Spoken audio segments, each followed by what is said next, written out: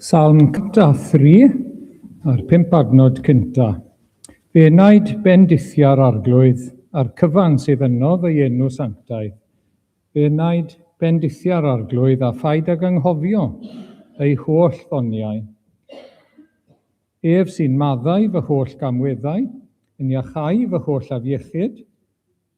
Ef sy'n gwaredu fy mywyd o'r pwll ac yn fy nghoroni a chariad a thrigaredd. Ef sy'n fy nigoni a daioni dros fy holl ddyddiau, i adnewyddu fy ieuenctid fel eryr. Wel, gawn ni fendithio'r arglwydd gyda'r emyn cynta o nefol a ddwyn oen sy'n llawer gwell na'r byd, a lluoedd maith yn ef yn rhedeg arno'i bryd.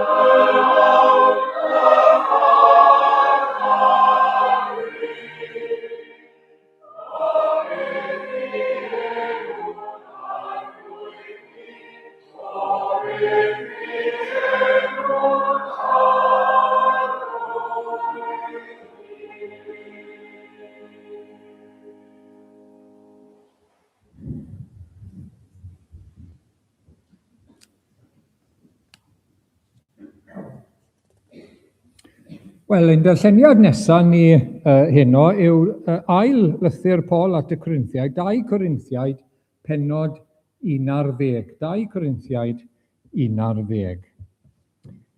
Paul a'r ffug apostolion. O na baich yn fy ngoddau yn fy nhipyn ffolineb, da chi goddefwch fi, oherwydd yr wyf yn eiddigeddus drosoch, ac ei ddigedd Duw ei hun. Gan i mi eich dyweddio i un gŵr, eich cyflwyno'n wirydd byr i Grist. Ond fel y twyllodd y sarf Efa trwy ei chyfrwystra, a mae arnaf ofn y llygrir eich meddyliau chi yn yr un modd, ach troi oddi wrth ddidwylledd a ffurdeb eich ymlyniad wrth Grist. Oherwydd os daw rhywun a phregethu Iesu arall, na phregethasom ni, neu os ydych yn derbyn ysbryd gwahanol i'r ysbryd a dderbyniasoch, neu efengyl wahanol i'r efengyl a dderbyniasoch, yr ydych yn goddef y cwbl yn llawen. Nid wyf yn ystyried fy hun yn ôl mewn dim i'r arch apostolion hyn, hyd yn oed os wyf yn anfedrus fel siaradwr, nid wyf felly mewn gwybodaeth. Ym mhob ffordd ac ar bob cyfle yr ydym wedi gwneud hyn yn eglur ar ostwng fy hun mwyn i chi gael eich dyrchafu, trwy bregethu chi efengyl Duw yn ddi-dal. Ysbeiliais eglwysi eraill trwy dderbyn ganddynt mwyn eich gwasanaethu chi. A phan oeddwn gyda chi ac mewn angen, ni bym yn faich ar neb, oherwydd diwallodd y cyfeillion a ddaeth o Facedonia fa angen. Ym mhob peth fe'm cedwais ac fe'm cedwa fy hun rhag bod yn dreth arno. Cynwired a bod gwirionedd Crist ynof, ni roddi'r taw ar fy ymfrost hwn yn ardaloedd a cheia. Pam? Am nad wyf yn eich caru? Fe oer Duw yn fy mod. Dalia fi wneud yr hyn yr wyf yn ei wneud yn awr, i ddwy neu cyfle oddi ar y rhai sy'n ceisio cyfle, yn y swydd y maent yn ymffrostio yn fi, i gael ei cyfrif yn gyfartal a ni. Ffug apostolion yw'r fath rai. Gweithwyr twyllodrus yn ymrithio fel apostolion i Grist, ac nid rhyfedd oherwydd y mae Satan yntau yn ymrithio fel angel goleuni. Nid yw'n beth mawr felly, os yw ei weision hefyd yn ymrithio fel gweision cyfiawnder. Bydd ei diwedd yn unol a'i gweithredoedd. Rwy'n dweud eto, na thybiad neb y mod yn ffôl, ond os gwnewch, rhowch i mi ryddid un ffôl i ymffrostio tipyn bach. Rwyf yn siarad yn awr yn yr hyder ymffrostgar hwn, nid fel y mynnau'r arglwydd i mi siarad, ond mewn ffolineb. Gan fod llawer yn ymffrostio nôl safonau'r cnawd, fe ymffrostio finnau hefyd, oherwydd yr ydych yn goddau ffylied yn llawen, a chithau mor ddoeth. Os bydd rhywun yn eich ceithiwo, neu yn eich ysbeilio, neu'n cymryd mantais arnoch, neu'n ymddyrchafu, neu'n eich taro ar eich wyneb, ydych yn goddau fy cwbl. Rwy'n cydnabod cwilydd i ni fod yn wan yn hyn o beth, ond os oes rhywbeth y beiddia rhywun yn ffrostio amdano, fe feiddia finnau hefyd, mewn ffolineb yr rwyf yn siarad, a'i Hebreaid ydynt, minnau hefyd, a'i Israeliaid ydynt, minnau hefyd, a'i disgynyddion Abraham ydynt, minnau hefyd, a'i gweision Crist ydynt, rwyf yn siarad yn wallgo, mae fi yn fwy o lawer mewn llafur, yn amlach o lawer yn harchar, dan y fflangell yn fwy mynych, mewn perygleunioes dro ar ôl tro, 5 waith y cefais ar lawr i ddewon, y 20 llach ond 1. 2 gwaith fe'n curwyd a ffyn, unwaith fe'n llabyddiwyd, 2 gwaith bu mewn llong drylliad, ac am ddiwrnod a noson bym yn y môr.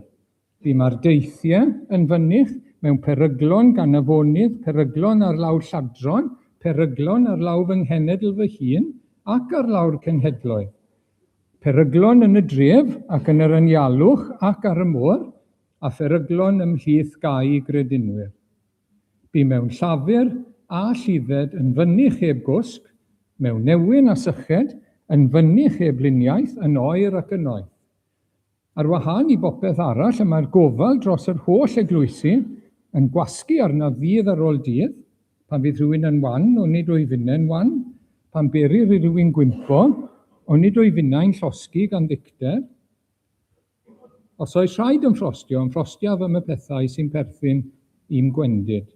Mae Duw a thad yr arglwydd Iesu, yn rhywun sydd fendigedig am byth, yn gwybod nad wyf yn dweud celwyr.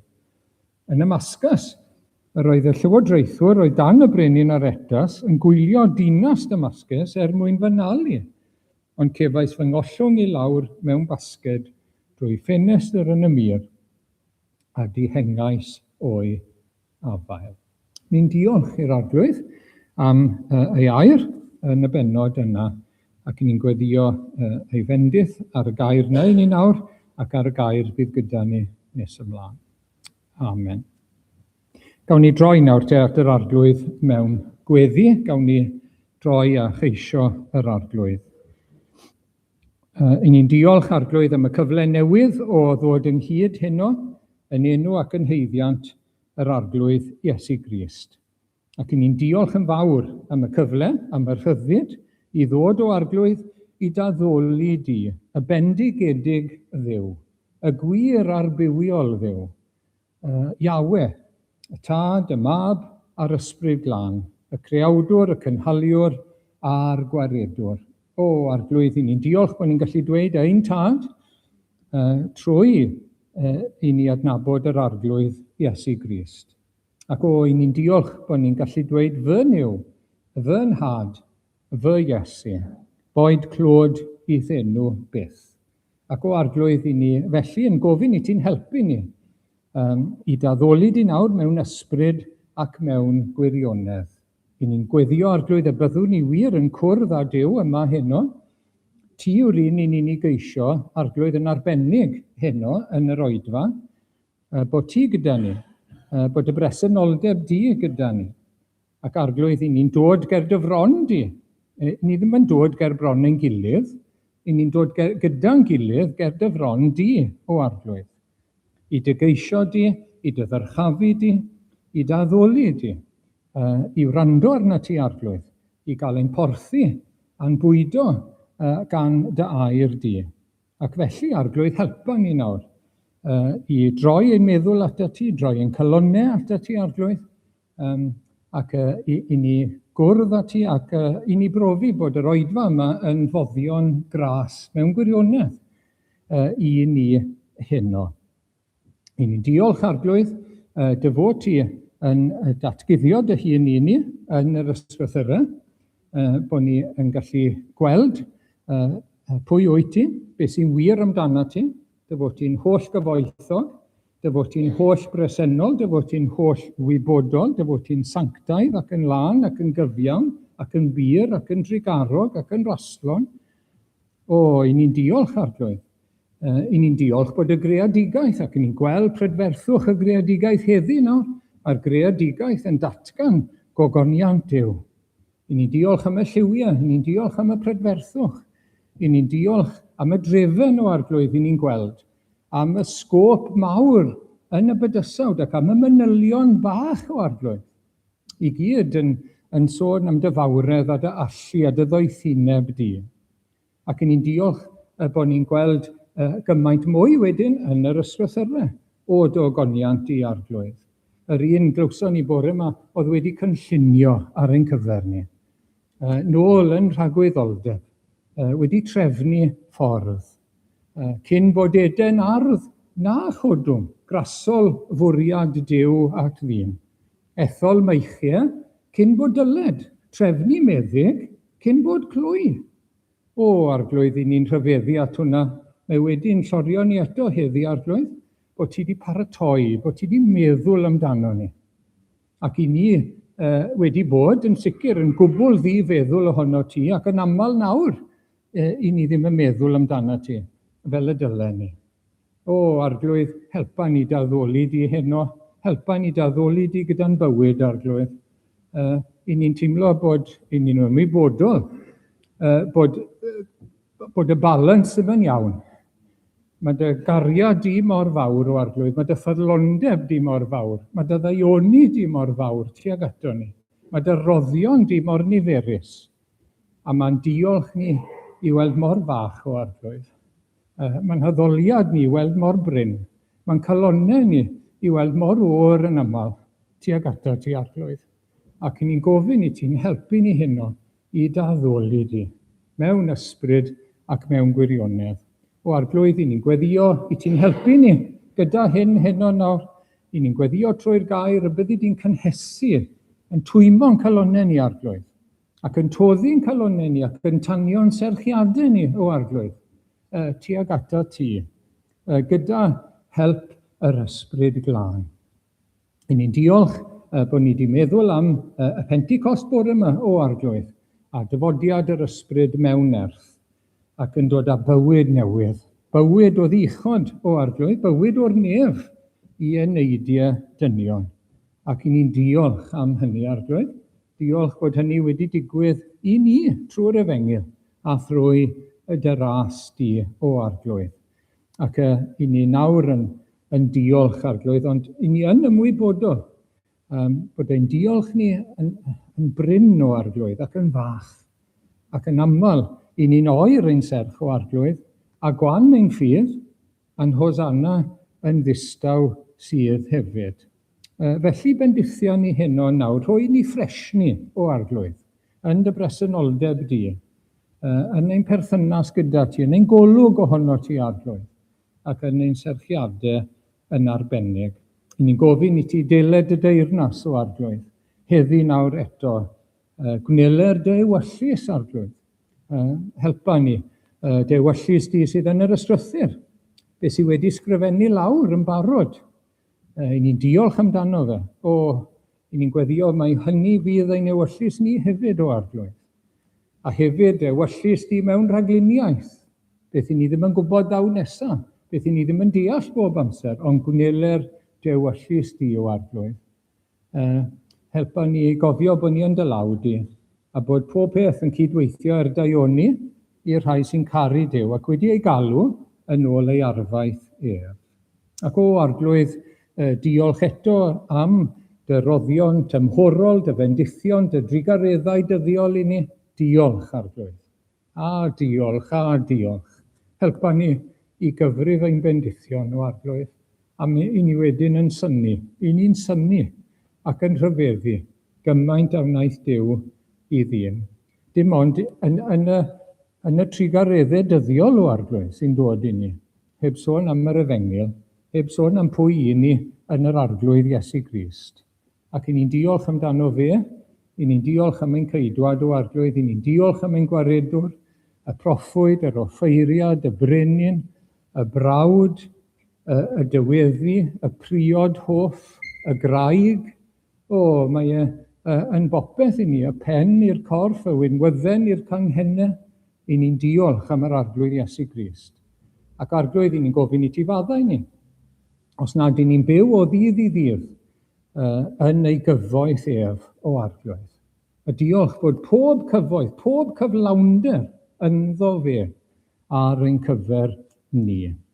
Ac o arglwydd helpa ni I bwysleisio hynny, helpa ni gadw at hynny, helpa ni gadw at wirioneddau yr Efengil o arglwydd a'r datguddiad yn y Testament Newydd. I ni wedi darllen bod Paul yn eiddigeddus dros yr eglwysi. Helpa ni fod yn eiddigeddus hefyd dros wirionedd yr Efengil, dros y gwirioneddau sy'n y Testament Newydd yn ein heglwys ni o arglwydd, dogoniant di. Felly, arglwydd bendithion ni nawr a siarad I ni'n gweddio.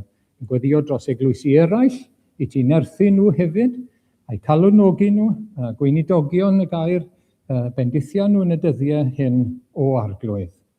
Ac helpa ni galwnogi ein gilydd yno ti o arglwydd. Helpa ni gadw'n llyged arna ti. Ti yw ein diddanwch pennaf ni. Ti yw ein calondyd mwyaf ni arglwydd. Helpa ni edrych arno ti yn gyson iawn.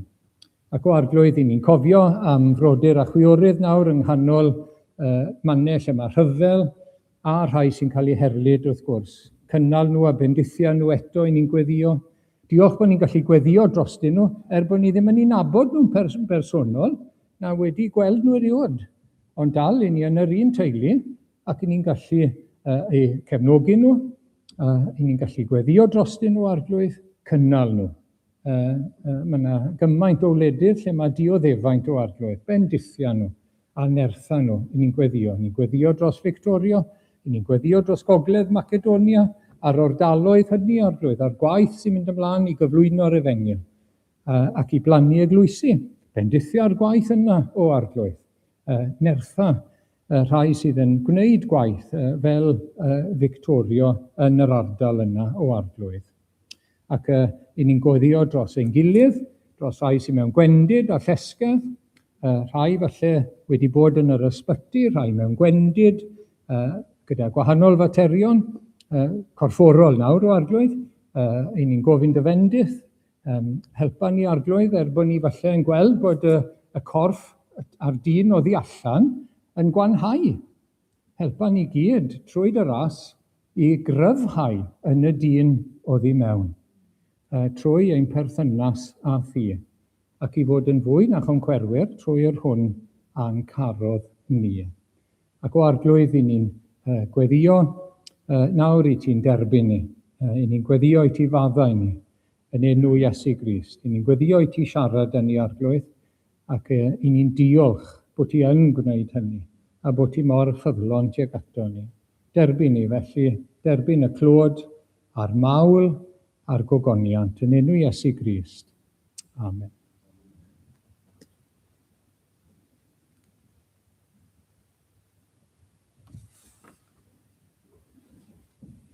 Wel, fe ddawn ni at yr emyn nesaf. Iesu, Iesu, rwy ti'n ddigon, rwy ti'n llawer mwy na'r byd.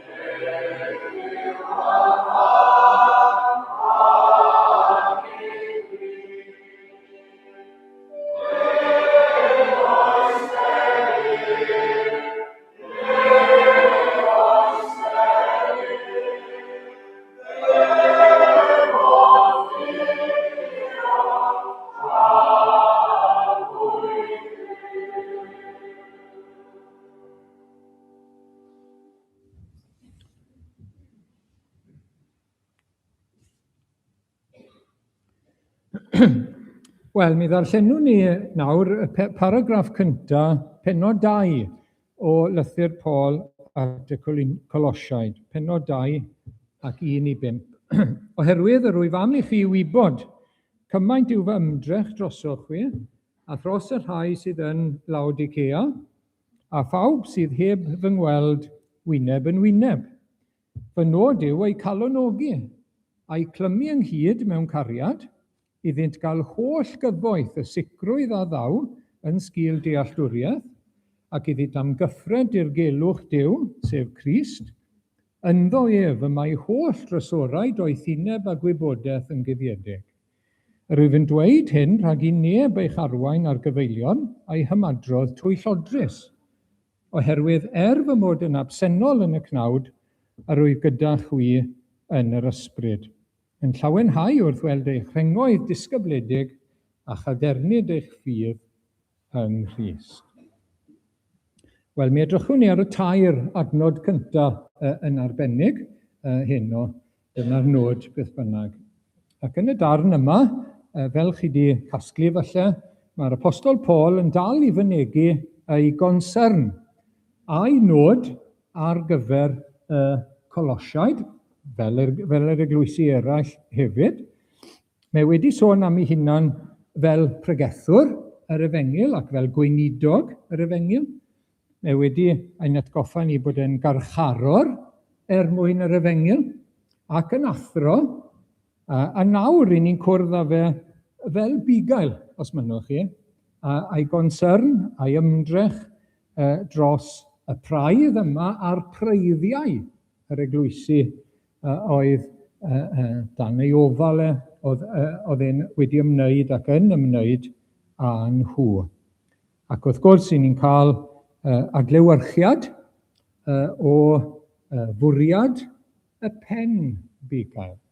Beth mae yr apostol Paul yn gweld fel nod i'r eglwysi, ac mae'n dweud wrtho ni beth yw nod y pen bugail, wrth gwrs, ar ein cyfer ni. Ac os yw'r pethau yma yn bwysig i'r apostol Paul, os yw'r pethau yma'n bwysig yn y Testament Newydd, maen nhw'n bwysig iawn i ni bob amser. Y peth gyntaf yw'r concern, wedyn calonogi a chlymu, ac wedyn cyfoethogi yn Iesu Grist. So, y concern i ddechrau, mae'n sôn am ei lafur a'i ymdrech, ac fel yna mae wedi gorffen y bennod gyntaf, i'r diben hwn, yr adnod ola nawr, ym mhenod 1, rwyf yn llafurio ac yn ymdrechu trwy ei nerth ef, nerth yr arglwydd, y nerth sy'n gweithredu'n rymus yno fi. Ac mae'n mynd ymlaen, dwi am i chi wybod cymaint yw fy ymdrech drosoch chi a Laodicea, ac wrth gwrs oedd yna tair eglwys yn agos, Colossae, Laodicea a Hierapolis yn agos at ei gilydd yr ardaloedd hynny. Ac mae'n sôn am ei ymdrech, dyma'i gonsernau, mae wedi ymdrechu ac mae'n ymdrechu drostyn nhw, na dyw e ddim wedi cyfarfod y mwyafrif ohonyn nhw. Dyw e ddim wedi cwrddo nhw, ond mae gonsernau drostyn nhw. A mae'r gair am ymdrech, y gair agon yw'r bôn yn Groeg, agony, agonize, dyna'r gair. Yr ymdrech yma sydd ynddo fe ac arno fe dros dystiolaeth yr Efengyl a'r eglwysi. Ac wrth gwrs, mae hynny'n gallu bod yn berthnasol i ni, y ffaith nawr bod e ddim wedi gweld nhw, wyneb yn wyneb. Dyw hynny ddim yn golygu bod e ddim yn gallu gweddio drostyn nhw, a bod e ddim yn gallu ymdrechu ar eu rhan nhw. Ac i ni wneud hynny mewn rhai ffyrdd, pan i ni'n gweddio, wrth gwrs, dros Gristnogion sy'n cael eu herlyd. Dyn ni'n nabod nhw, i ni'n clywed ambell i enw weithiau, ond dyn ni ddim wedi gweld nhw, wyneb yn wyneb, ond dyn ni'n gallu gweddio drostyn nhw, ac ni'n gallu cefnogi nhw'n ariannol, wrth gwrs. Ac mae hynny yn rhan o'n hymdrech ni dros ein gilydd fel teulu mawr y ffydd yn y byd. Ac i ni'n gweddio dros Ogledd Macedonia, dros Victoria, a'r gwaith fanna, yn ddiweddar, y Congo, wrth gwrs, beth sy'n bod yn digwydd fanna, beth ofnadw, Nigeria, Gogledd Corea, ac yn y blaen. Ac mae'r apostol felly yn dangos i ymdrech a'i gonsern bod nhw ddim wedi cyfarfod wyneb yn wyneb. Hefyd, wrth gwrs, mi gawson ni yn y darlleniad yr ymdrech yn ei fywyd i fynd ar Efengyl i'r cenhedloedd, ac wedyn i fynd nôl i gadarnhau yr eglwysi. Beth oedd wedi digwydd ar ei deithiau fe. Ac mae'n restr rhyfeddol yn diwedd. Mae'n restr anhygoel. A siarad yn ddynol, fel dwi'n abod yn unan, bydde un o'r pethau yma'n ddigon, a bydde ni wedi rhoi lan fi'n credu. Meddyliwch amdano fe. Cael y 39 llach y fflangiau ar ei gefen. 5 o weithiau, nid unwaith, 5 o weithiau. Wy'n cofio gweld fideo o Richard Wurmbrand. Maen nhw i gael ar YouTube o hyd. Ac wrth gwrs, ar ôl ei gyfnod yn y carchar, oedd e ddim yn gallu sefyll i siarad, oedd e'n gorfod eistedd. Oedd e ddim, achos y driniaeth oedd e wedi cael gan y comiwnyddion, y camdriniaeth oedd e wedi cael yn ei ymdrech dros yr Efengyl, wrth gwrs, o fod yn ffyddlon i'r arglwydd Iesu. Oedd e wedi cael ei giro a ffyn tair gwaith, wedi cael ei labyddio unwaith, a'i adael i farw. Fel se fe wedi marw o llawer y meddwl, dwi'n meddwl. Llongddrylliad, tair gwaith. Peryglon o bob math gyda teithio yn y dyddiau hynny. Mae sôn nawr am y prinder jet fuel, so eisiau mynd i'n man. A mae hwnna jyst fel holidays. O meddyliwch chi beth oedd teithio yn nyddiau yr apostol Paul. Yr holl beryglon oedd yn involved, gyda trafili o gwbl. A pobl, blinder a ffrinder. Weithiau prinder bwyd hyd yn oed. Ac dyma ei ymdrech dros yr Efengyl. Nid bod e'n gweld bod e'n talu nôl i'r arglwydd, na dim byd fel yna, wrth gwrs. Ei fraint yw hwn, i alwad gan Iesu Grist. Ond mae'n real, mae'n ffaith yn dweud. Ei gonsern a'i ymdrech, a mae'n esiampl i ni. Mae'n her i ni, a mae'n esiampl ni. Ein hymdrech ni i gyflwyno'r Efengyl, ein hymdrech ni i fod yn ffyddlon i achos yr arglwydd Iesu Grist, sydd wedi bod mor ffyddlon i ni, chi'n gweld? Mae wedi'n caru ni, mae wedi gadael y gogoniant i ddod i farw ar y groes na droson ni. Ac mae'r imbalance yma, yn dweud, pwy mor wan ac o'r yn aml yw ein cariad a'n ymroddiad yn ymateb ni iddo fe. Mae wedi delio gyda'r fanatics yn Thessalonica, yr anfoesoldeb, y rhwygo yn grwpiau, a mynd i gyfraith a'i gilydd yng Nghorynth, chi'n cofio? A nawr yr anfoesoldeb a'r heresia sydd yn Colose, ac mae hwn yn pwyso arno fe. Ond mae cariad Crist yn ei gymell, yn ei frifo fe, mlaen, ac yn ei gadw fe mewn, i gyflwyno'r Efengyl, ac i gadarnhau y saint hefyd.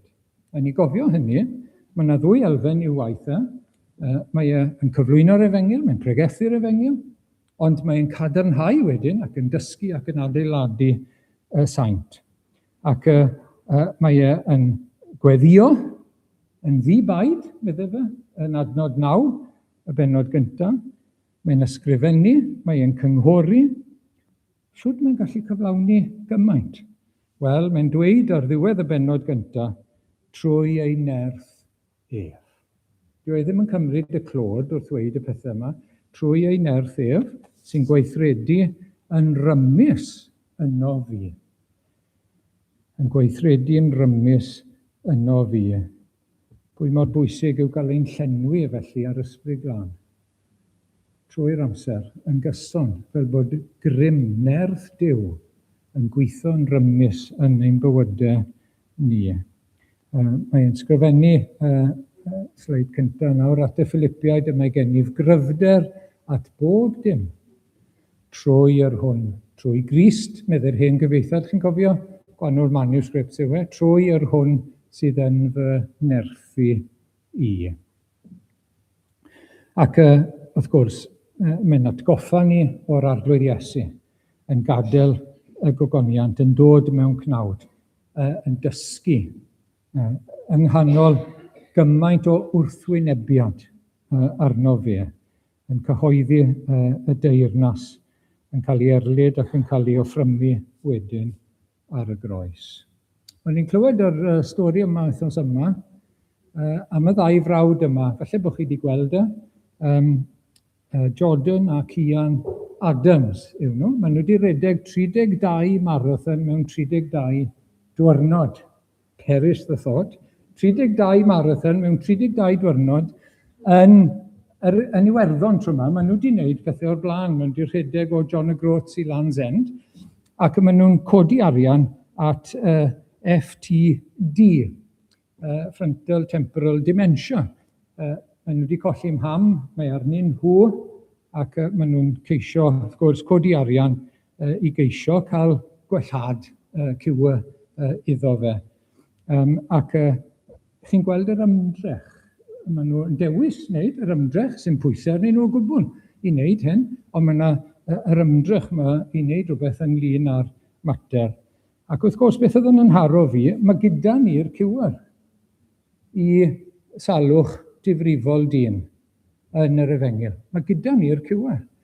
Ac oedd e'n her i fi ta beth yn ymdrech ni nawr i gyrraedd pobl ac i adeiladu yn gilydd yn y ffydd ac i ddal ati. A'i nod wedyn ni, calonogi a chlymu. Calonogi a chlymu. Gan ni weld beth mae'n gweud. Fy nod yw ei calonogi a'i clymu ynghyd mewn cariad. Nawr, mae'r gair calonogi fan hyn, sy'ch chi'n darllen yn llythrennol, bydde fe'n darllen rhywbeth fel diddanu ei calon, comfort their heart, neu cryfhau falle ei calon, bydde'n well, cryfhau ei calon. Ac dwi ddim yn ei nabod nhw, ond mae'n sgrifennu nawr, ac mae'n cynghori, mae'n gweddio i geisio calonogi, cryfhau calon y saint. Ac mae'n anelu gyntaf, cyn beth mae'n dweud nesaf, mae'n anelu at y galon sylwch, ac mae'r galon mor bwysig yn yr Efengyl, mae'r galon mor bwysig i ni, dyma'r mainspring yn dyfa, yn ein gwead ni, yn ein henaid ni, yn ein bywyd ni, y galon. Gan ni weld y llun yma, diolch, oherwydd credu ar galon sy'n esgor ar gyfiawnder, a chyffesu ar genau sy'n esgor ar iachawdwriaeth. Dyw'r genau ddim gwerth heb y galon, wrth gwrs. Ar arglwydd Iesu yn dweud am bobl, ond mae calon nhw'n dweud un peth, ond mae genau nhw'n dweud un peth, mae calon nhw'n dweud rhywbeth arall. Ond y galon sydd yn allweddol, mae dyn yn gweld y wyneb, mae Duw yn gweld beth sydd yn y galon. Ac i ddod at y mainspring, diolch Geraint, mewn watch neu mewn cloc, mae gyda chi mainspring. Ond os ni'n defnyddio'r term yna, mainspring. Cofio fyna, hwnna, y cylch melyn, diolch yn fawr, Geraint, yw'r mainspring. Ac mainspring ein gwead ni, ein cymeriad ni, ein personoliaeth ni, ein henaid ni, yw y galon wrth gwrs. O fyna mae'r serchiadau, ein ffydd, yn geiriau, yn gweithredoedd, mae'r cwbl yn tarddu yn y galon. Ac os nag ni'n diogelu'r galon, gall y pethau eraill fod yn edrych yn dda ar y wyneb, ond fydd e ddim gwerth ger bron yr arglwydd. Ac ni'n clywed y pwyslais yma gan yr arglwydd Iesu yn Mathew 12, enghraifft. Mae'n pwysleisio hyn o hyd. Chwi epil gwyberod, sut y gallwch lefaru pethau da, a chi eich hunan yn ddrwg, oherwydd yn ôl yr hyn sy'n llenwi'r galon y mae'r genau'n llefaru. So mae beth chi'n gweud, falle bod e'n swndio'n dda, ond sut allai bod yn dda? Os nad yw'r galon yn byr, os nad yw'r galon yn lan, os nad yw'r cymhellion yn iawn, os nad yw'r mainspring yn ei le yn y canol. Ac chi'n cofio yr arglwydd Iesu yn siarad â'i ddisgyblion cyn mynd i'r groes, ac yn ei calonogi nhw, na thrallodau'r eich calon. Pidiwch a gadael eich calon i gael ei gynhyrfu. Yr ydych yn credu yn yw, credwch yno finnau hefyd. Ac mae'r apostol Paul yn gwneud rhywun peth, mae eisiau calonogi, cryfhau calon y saint. Ac Mae hynny'n bwysig i ni bob amser i gryfhau ein serchiadau ni.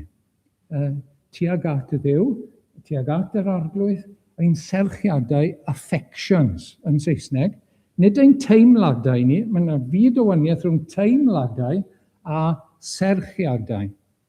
Dwi wedi sôn amdani nhw'n ddiweddar a mae'n bwysig. Ofon yr arglwydd, ofon parchedig ofon, tuag at y Dduw, a pethau Duw, ofon tramgwyddo a phechu yn ei erbyn e.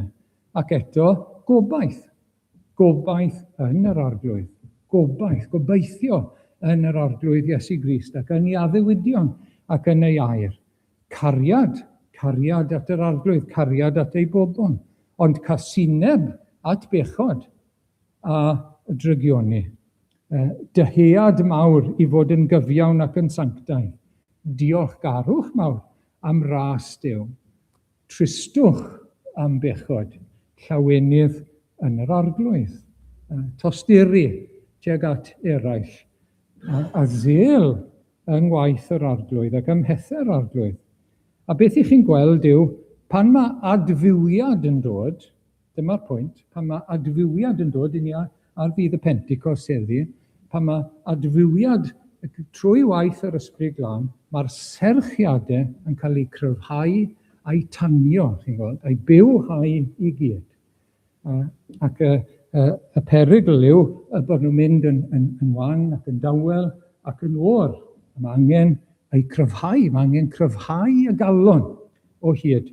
Ac mae gair Duw gyda gwaith yr Ysbryd Glân yn cryfhau ein calonau ni, ac yn tanio ac yn bywhau ac yn cynyddu ein serchiadau ni. Ac i ni'n gweddio bydd yr arglwydd yn wneud hynny o hyd yn ein bywydau ni. Dyna trwy ei air mae'n gwneud hynny. Ac wedyn clymu ynghyd, nawr mae'n sôn am y saint a'i perthynas a'i gilydd, ac mae'n dod mor aml, i ni wedi clywed yn aml yn ddiweddar, mae'n dod mor aml yn y Testament Newydd, bod nhw wedi nawr cael eu clymu ynghyd. Yn llythrennol, gwasgu ynghyd. Mae rhai yn gweud knit together neu welded together, ond yn llythrennol wedi cael eu gwasgu. Wi'n credu bod sleid falle a darlun o gliwio, na fe, chi'n clampo pethau a gliwio i ddal nhw, nes bod nhw'n dod fel un wedyn ni. Ac unwaith eto, mae yr efengyl yn ein gliwio ni at Iesu Grist, ond yr un pryd yn ein gliwio ni at ein gilydd. Ac mae hynny yn bwysig iawn. Ac i bod ni'n caru nawr te ein gilydd a chariad Crist. Ei gariad atom ni, wrth gwrs, yn gweithio trwom ni. Y cariad sydd wedi'n gludo ni ato fe ac wedi'n clymu ni. Beth mae wedi wneud? Mae wedi dod yn un ohono ni. O ddim cwilydd arno fe, ein galw ni yn frodyr iddo fe. Dyna'i gariad ato ni. Mae wedi'n clymu ni iddo fe, mae wedi clymu'n hachos ni iddo fe, mae wedi clymu hunan wrtho ni. Mae wedi cael ei nabod yn geidwad i ni, yn waredwr i ni, yn broffwyd i ni, yn offeiriad i ni, yn bopeth i ni. Dyna mae wedi dewis. A nawr te, ni eisiau gwneud hynny iddo fe, ond i'n gilydd hefyd, wrth gwrs, i'n gilydd. Ac mae hwn yn her parhaus, ac mae'n angen parhaus, ac mae'r gair yn ein dysgu ni ac yn ein harwain ni. Mae'r efengyl yn ein harwain ni i hyn. Cymerodd Iesu ein pechodau ni, a'n doluriau ni, a gweud, wel, fi bia nhw nawr ar y groes. Fi bia nhw, wy'n cymryd cyfrifoldeb amdanyn nhw. Ac yn mynd i dalu y cwbl. Ac rhyw adlewyrchiad o hynny pan i ni'n cymryd cyfrifoldeb am ein gilydd, wrth gwrs. A gofal arbennig am ein gilydd. A mae'n waith parhaus, mae'n waith lle ni angen yn llenwi o hyd ag ysbryd Duw a chariad yr arglwydd. Ac wedyn ni yn ola, y cyfoethogi. Y cyfoethogi. Mae'n gweud fel hyn, iddynt gael holl gyfoeth, a mae'r geiriau yma, mae'n petyrru geiriau. Holl gyfoeth y sicrwydd a ddaw yn sgil dealltwriaeth, ac am gyffred dirgelwch Duw, sef Crist, ynddo ef y mae holl drysorau doethineb a gwybodaeth yn gyddiedig. Ei nodau yw i ni fod yn gyfoethog yn Iesu Grist. Mae fe yw ein cyfoeth ni. Reit, mae sleid yn dod lan nawr. Venezuela yw hwn, ac ar draws fyna yn Venezuela, mae'r oil reserves mwyaf yn y byd. Nid yn Saudi Arabia, ond yn Venezuela. Dyw e ddim yr un math o olew yn union, mae'n fwy trwm mae'n debyg o beth maen nhw'n dweud wrtho i. Dwi wedi darllen gwahanol ffigurau yn ystod yr wythnos, so wedi bach yn nerfus. Mae un yn gweud, ond mae'n lot ty beth, yn 2020 bod 300 billion barrels o olew i gael yn fanna. Yr Orinoco Belt yw hwn, yr Orinoco Belt yn Venezuela. Ond, dyma beth o'n i'n darllen, dwi'n darllen fel mae Venezuela's development of its oil reserves has been affected by political unrest. Mi ddylai'r wlad fod yn gyfoethog. Mi ddylai hyn fod cael ei adlewyrchu y mywyd y wlad, ond dyw e ddim. Dyw e ddim. A mae'n sôn am ryw streic. Mae yna State Oil Company sy'n gweithio yn y reserves yma, a mae'n nhw wedi mynd ar streic rhywbryd, 2002 oedd hwnna, a oedd y cwmni wedi rhoi'r sac i 18 o filoedd o'r gweithwyr, oedd a sgiliau arbennig yn y gwaith olew, a wedyn mi ath y cwbl, wrth gwrs, yn drad moch. Draining the company of technical knowledge and expertise. Mi ddylai'r wlad fod yn gyfoethog ac yn llewyrchus oherwydd yr oil reserves yma sydd gyda nhw. Ond oherwydd anghydfod, dyn nhw ddim yn wneud y mwyaf o beth sydd gyda nhw.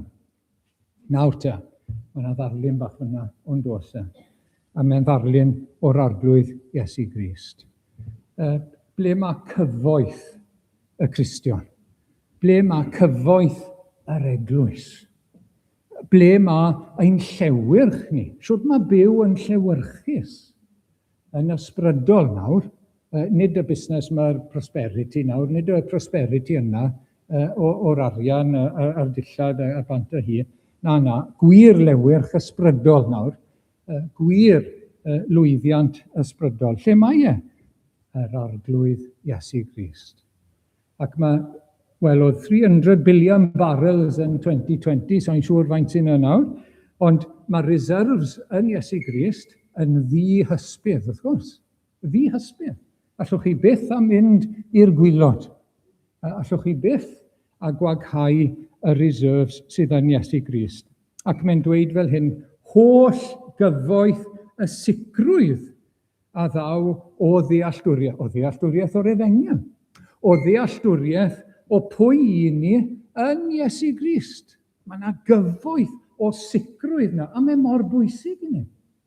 Mae hwn yn bwysig. Pwy i ni fel Cristnogion yn Iesu Grist. Ac mae sleid bach yn credu, a tabl na fe, mae hwn yn dod o'r Effesiaid, lle mae Apostol Paul yn atgoffa'r Effesiaid yn gyntaf pwy i ni. Ac mae'n rhestru nhw, etholedigion Duw. Yn Iesu Grist, cofiwch, plant Duw trwy y fabwysiad. Mae Duw yn dad, y tad perffaith, sydd yn ein caru a chariad anfeidrol, di-ddiwedd, i ni'n etifeddion y gogoniant sydd i ddod. I ni wedi cael ein prynu'n rhydd o'n pechodau, i ni'n rhydd o gondemniad pechod. I ni'n cael ein ryddhau nawr o arglwyddiaeth a meistrolaeth pechod. Dyw e ddim i fod i feistroli arno ni, a mi gewn ni'n ryddhau o bresenoldeb pechod. I ni wedi cael ein selio ar ysbryd glân. sydd yn rhoi sicrwydd i ni, bod ni'n blant, sydd yn rhoi diogelwch i ni yn Iesu Grist, y sêl yna, y security yna, yn yr arglwydd Iesu. Dyw e ddim yn colli ei bobl, dyw e ddim yn gadael ei bobl, mae'n gafel ynddyn nhw. Yr hallmark yna bod ni yn wir yn blant i Dduw. Ac bydd y diafol, chi'n gweld, dyma pam mae'n bwysig nawr, dyma pam mae'n anelu at hyn, mae'r diafol eisiau'n siglo ni ynglyn â'r pethau yma. Mae eisiau'n hysgwyd ni, nes bod ni'n colli'r hyder a colli sicrwydd yn Iesu Grist. Neu falle bod eisiau tynnu'n sylw ni at bethau eraill. Tu fas i Iesu Grist, ac i ni'n mynd yn hyderus mewn pethau eraill. Falle yn ein doniau ni, falle yn ein gallu ni, falle yn ein gweinidogaeth ni, neu hyn neu'r llall. Nid fyna mae'n cyfoeth ni, nag e. Yn yr arglwydd Iesu Grist, fyna mae cyfoeth ein sicrwydd ni i gyd. A mae hwnna'n bwysig. Mae'n bwysig ar gyfnodau gwahanol yn hanes yr eglwys.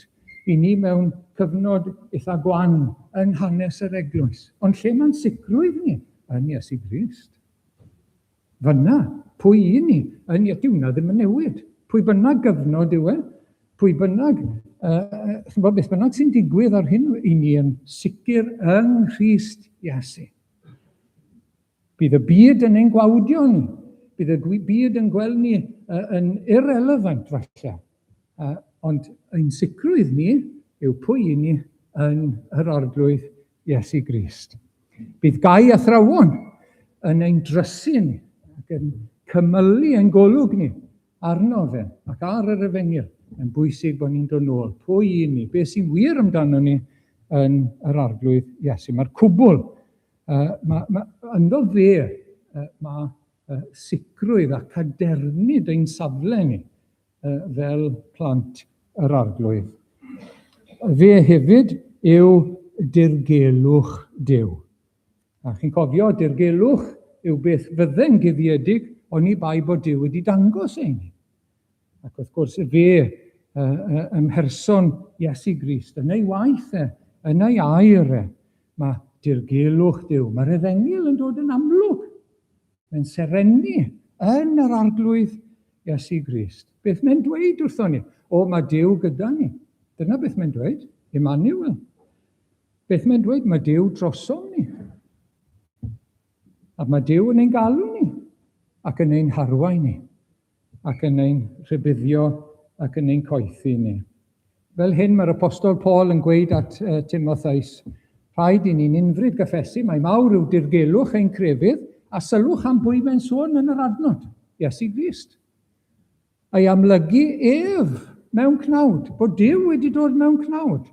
Ei gyfiawnhau yn yr ysbryd, ar ôl iddo fe roi ei hunan, mae wedi cael ei brofi fel Duw mewn cnawd, fel y Meseia, fel yr arglwydd. Ei weld gan ynghylion, ei ddyrchafu wrth gwrs, ei bregethu wedyn i'r cenhedloedd.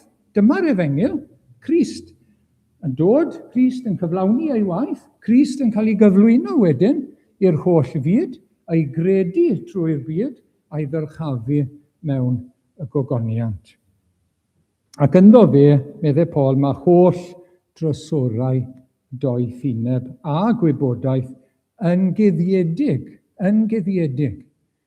Na mae hwnna, dyw hwnna ddim yn golygu bod ni ddim yn gallu mynd ato fe, ond mae'n cael ei gynnwys ynddo fe. Fyna mae e. Mae'r oil reserves yn Venezuela yn yr Orinoco Belt. Fyna mae e. Ond mae yna i gael ei dynnu mas, wrth gwrs. Mae yna i gael ei riffaino, a'i werthu, a'i ddefnyddio, wrth gwrs. A'r un peth yn wir am yr arglwydd Iesu. Mwyn i ni ei ddarganfod, mwyn i ni ei nabod mwyn i ni bwyso arno fe. Nid rhyw gyfrinach i ambell un yw e, ond mae e i bawb. Ond mae e i gyd yn un man yn yr arglwydd Iesu Grist. Ac 1 Corinthiaid nawr te dyfyniad yma, pregethir ydym Grist wedi ei groesoelio, tramgwydd i'r Iddewon ffolineb i'r cenhedloedd, ond i'r rhai alwyd yn Iddewon a Groegiaid y mae'n Grist gallu Duw a doethineb Duw. Fan hyn, i ni'n cael doethineb Duw. Fan hyn, i ni'n cael y doethineb i ddod at Duw, a dod yn un â Duw, yn Iesu Grist. Fan hyn, mae'r doethineb sy'n dod â dyn at ei gilydd, mewn gwir undod yn Iesu Grist mae ac yn efengil Iesu Grist, ac yn rhoes Iesu Grist. Mae'n dod yn amlwg yn yr arglwydd Iesu. Ac wedyn adnod 30, trwy ei weithred neu waith ef yr ydych chi yng Nghrist Iesu, ar hwnna wnaed yn ddoethineb i ni, oddi wrth Dduw, yn gyfiawnder, sanctaiddad a ffrynedigaeth. Ac i ddod nôl at y pwynt yma, y doethineb yma, i ddod â dyn a Duw at ei gilydd, dyma fe, mae yn Iesu Grist. Rhufeiniau 3, a dyma'r dyfyniad ola nawr, gwnaeth Duw hyn i ddangos ei gyfiawnder yn ddiamwad, sef ei fod ef ei hun yn gyfiawn, a hefyd yn cyfiawnhau y sawl sy'n meddu ar ffydd yn Iesu. Dyma ddoethineb Duw yw hwn, sy'n gallu dod â Duw a dyn, gweitha pechod at ei gilydd. Doethineb Duw sy'n gallu dod â dyn, iddew groegwr, iddew cenedl ddyn, yn un, yn frodyr, yn yr arglwydd Iesu Grist. Doethineb Duw yw hwnna. Doethineb Duw sy'n dod â pechadur o fod yn y llwch i fod yn y gogoniant. A lle mae ei gyd? Yn yr arglwydd Iesu Grist. Mae ei gyd yn ddo fe. Wrth gwrs, mae'r apostol Paul yn meddwl am y gau athrawon, mae'n meddwl am yr ymosodiadau sydd ar y Colosiaid, ac mae pob heresi yn tynnu bant oddi wrth Iesu Grist. Pob un, mae'n neud e'n llai nag y mae. Pwy bynnag yw beth bynnag ydy hynny. Oedd gyda rhai grwpiau yn amser y Testament Newydd ryw ysgrifau cyfrinachol i ambell un i gael gafel ynddyn nhw. Fel petai gair Iesu Grist trwy'r apostolion ddim yn ddigon. Felly mae'n neud e'n llai fel petai yn anigonol. Mae'r tystion Jehova yn dweud mai dim ond dyn yw e. Dyw e ddim yn dduw ac yn ddyn. Mae wedi marw ar y groes dros bechod adda yn unig. A mae rhaid i ni weithio am ein achubiaeth ni. Dyw gwaith Iesu Grist, dyw person Iesu Grist ddim yn gyflawn i ddechrau. Dyw ei waith ar ei groes wedyn ddim yn ddigon. Mae rhaid i ni dalu i wneud lan, a yna pam maen nhw'n dod rown nhw drosau gymaint. Wrth gwrs, yna pam maen nhw'n gwneud gymaint o waith. Mae rhaid nhw ennill eich achubiaeth.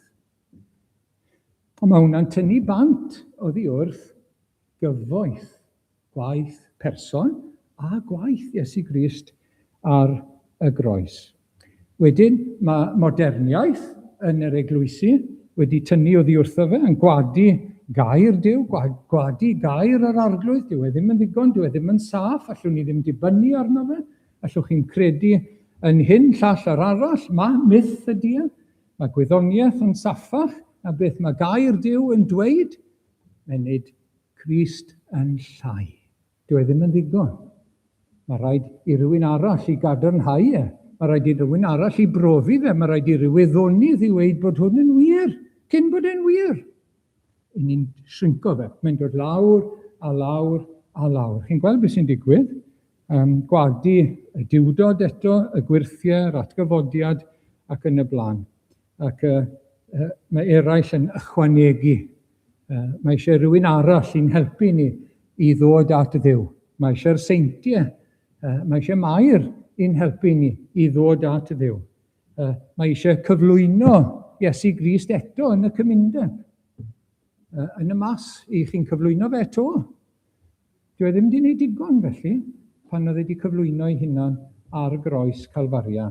Ac felly, mae pob heresi yn tynnu yr arglwydd Iesu lawr ac yn ei leihau e, chi'n gweld? Mae'r apostol Paul yn dangos i ni y cyfoeth a'r cyflawnder, lle mae'r holl gyflawnder, yr holl sicrwydd a'r cadernid sydd angen arno ni, yn yr arglwydd Iesu Grist. Ac mae yn bwysig iawn yn beth mae'n dweud, mae'n dangos I ymdrech, mae'n dangos I gonsern a'i nod. A beth sydd yma yn yr ysgrythur, wel dyna sydd I fod yn bwysig I ni. Dyna ddyle fod yn gonsern mawr I ni, wrth gwrs, ac yn nod i'n bywydau ni fel unigolion ac fel eglwys hefyd, ac ni'n diolch I Dduw am ei air. Amen. Wel, gawn ni droi I orffen at yr emyn ola. Daeth gwaredwr gwyw I ddynion o newydd da. Sych dyddagrau geither Seion o newydd da.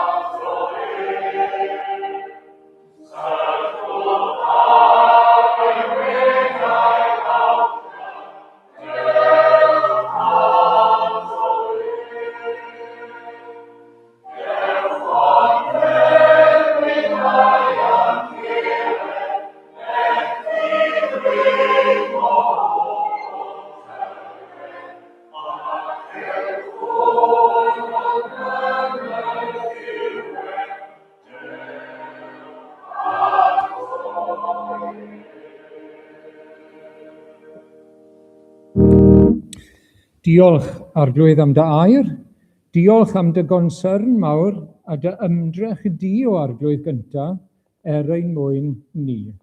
Yn yr efengyl, yn y paratoi, yn y trefnu ac yn y gweithredu ohono fe. Arglwydd I ni'n diolch ac I ni'n rhyfeddu. Diolch am ymdrech a chonsern rhai fel yr apostol Paul hefyd, a rhai sydd wedi brwydro I gadw'r Beibl a'i throsglwyddo lawr dros y cenedlaethau. Y rhai sydd wedi cadw'r fflam ynghyn pan mae wedi bod yn isiel mewn gwledydd gwahanol. Arglwydd helpa ni fod yn rhai bydd â chonsern dros waith yr efengyl, dros achos Iesu Grist o Arglwydd. Ac I ni'n gofyn I ti barhau i'n calonogi ni, a'n cryfhau ni yn ein calonnau a'n clymu ni yn ei gilydd mewn cariad o Arglwydd. 'Y ni'n gofyn i ti'n helpu ni, ni'n gofyn i ti barhau i weithio arno ni ac yno ni. Ac o Arglwydd helpa ni i gloddio mwy a mwy i'r cyfoeth sydd yn Iesu Grist. Diolch bod pob cyfoeth ar ein cyfer ni, pob sicrwydd a chadernid o arglwydd ynddo fe. Pob doethineb a gras sydd ei angen arno ni, a gwybodaeth, mae yn yr arglwydd Iesu Grist. Arglwydd, diolch a diolch. Maddau ni, bod ni'n colli golwg ohono fe, maddau ni weithiau ni'n tynnu'n sylw oddi wrtho fe.